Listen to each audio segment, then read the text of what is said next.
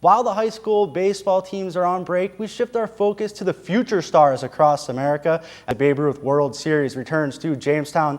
Last week, the commissioner of Babe Ruth Baseball was in town, and he raved about what the Jamestown community does for the sport, especially how well you open your hearts and your home to the kids. And that is where these youngsters need your help once again.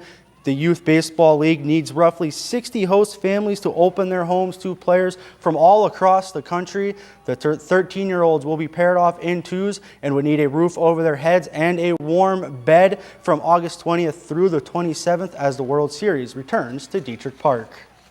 And we'll have 10 teams from across the country, one of which includes one from Jamestown, a host team.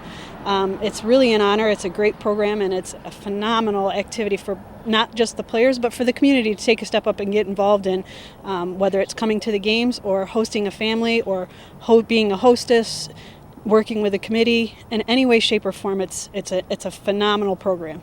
First of all, we're always in baseball mode here in Jamestown. Jamestown is a city about baseball, built for baseball. And if we're not hosting a World Series, we're planning for the next World Series that we're going to be hosting in a couple of years. And it's a never-ending process here. We have an outstanding citizens volunteer committee, and it's our 15th World Series that we're going to be hosting here in Jamestown, and anticipate there's going to be many more after this. If you would like more information on the World Series and becoming a host family, you can log on to JamestownWorldSeries.com. The Frewsburg Bears are the two-time defending Mingo Bay champions. Tonight they started their title defense versus Myrtle Beach. Unfortunately, the Bears came home with a loss, 2-1. Thad Johnson was on the bump for Frewsburg. He went 6+ innings, giving up just 1 earned run, striking out 7 batters. Frewsburg has a quick turnaround as they're back on the diamond tomorrow at 4:30 versus Garfield. And the Jamestown Red Raiders are also taking part in the Mingo Bay Classic. The Raiders open up the tournament with Jefferson High School out of West Virginia.